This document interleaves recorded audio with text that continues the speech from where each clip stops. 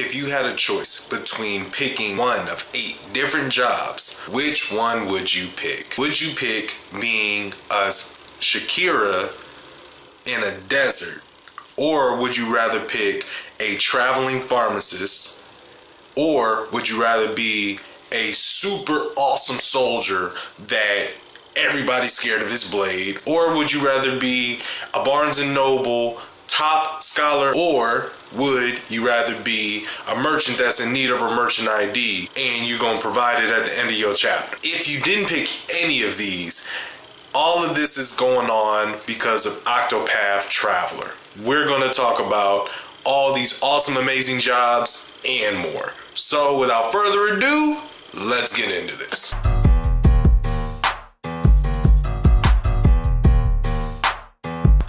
What's going on, everybody? Welcome back to the Devout Joystick, where the motto we game by here is Joystick for life. And we're talking about the amazing game that Square Enix has made called Octopath Traveler for the Nintendo Switch. This game is by far one of my top 10 RPGs for many reasons. They took a lot of risks in this game, being the graphic forward age that we're in. This game took a lot of subtleties from the Super Nintendo 16-bit graphic style days and brought them to the Nintendo Switch. They did so much that I really thought it was risky, because in a day and age where you're looking at titles for the push of what a console can really perform at, you're looking at the graphic content of the system and seeing what it can bring to your TV screen. You're looking for the awesome experience. For Square Enix to take a risk to make the game centered around 16-bit style, but yet deliver an engine and performance on this game just blew my mind. And the storyline of each individual character, looking at them in 16-bit did not deter me away from what I thought this game would really look like. I looked at no reviews, I looked at no trailers, I just went to go pick up this game because I saw so many people getting this game and talking about it on Instagram, Facebook, and Reddit, and YouTube. And I said, what is all this buzz going on about Octopath Traveler?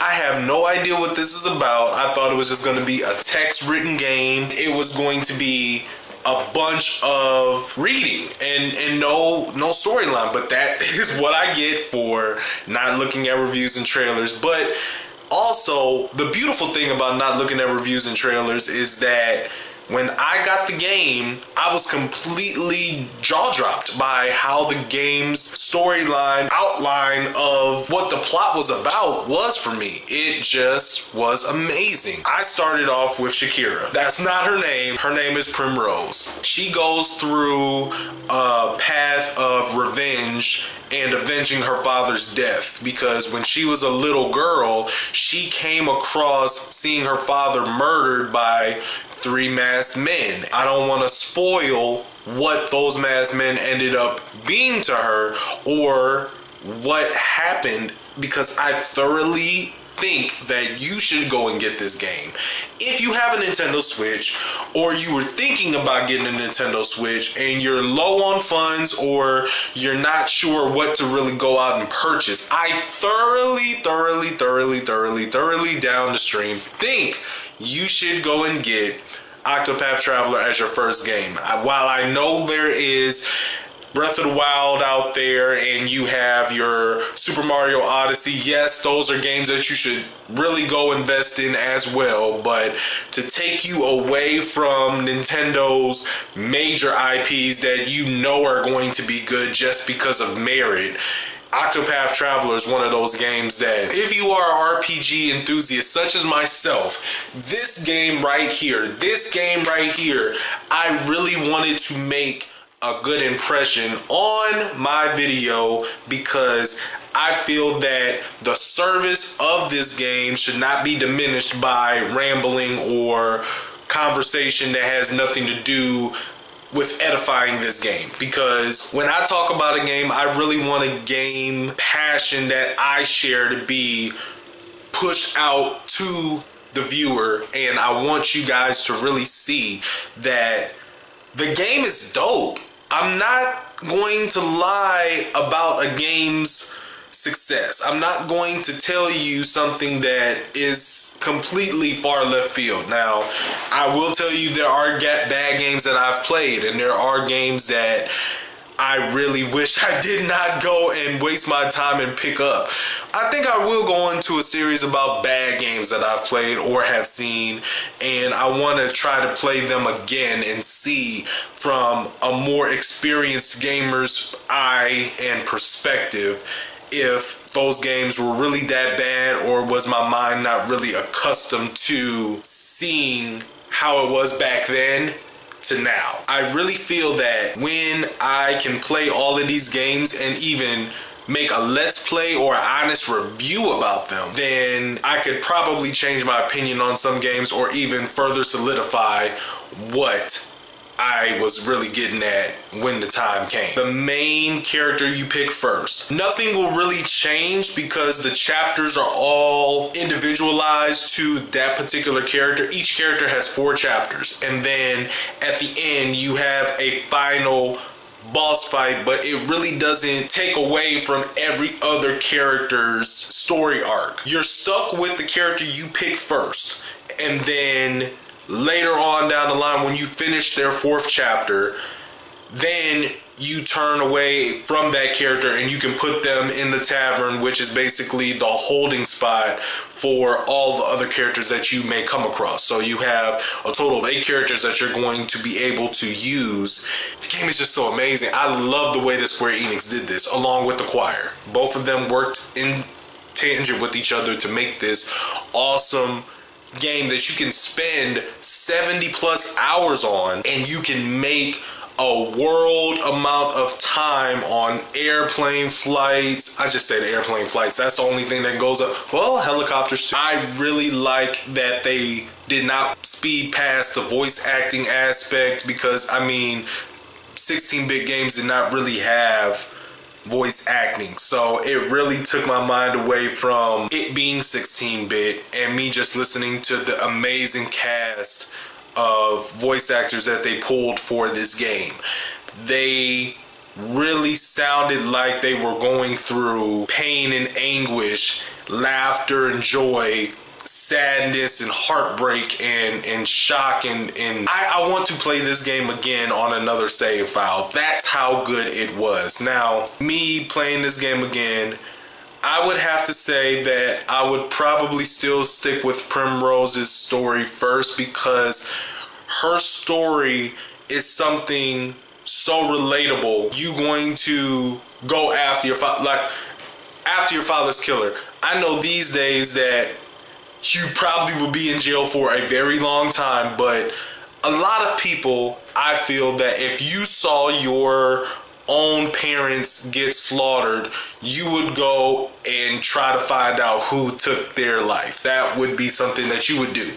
I know I would do that. I would be riding, looking, saying, yo, you saw those 3 masked men that did that? I mean, perfect example. Shenmue. Shenmue did the same thing. They had to break it up into 3 games. I'm thoroughly impressed with the Avenger in a game. Like the Avenger and the Revenge Seeker.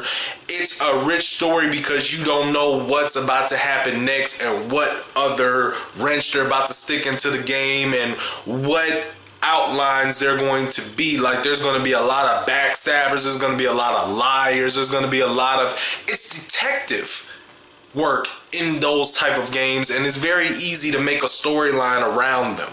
It's very easy to create rich story that keeps you wanting more. I like that. Now, when they move on to the other stories, such as the Merchant or the Apothecary, or they go into the Apothecary is a walk-in CVS pharmacist.